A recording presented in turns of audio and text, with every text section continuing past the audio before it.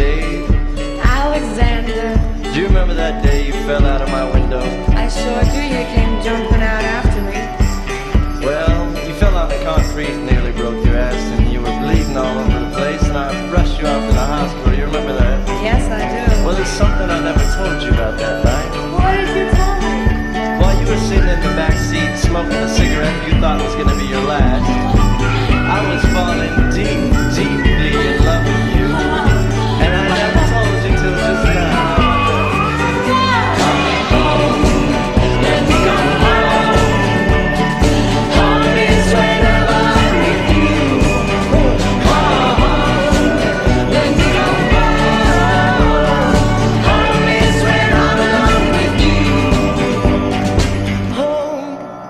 Let me come home. Home is wherever I'm with you. Oh, home. Yes, I am home.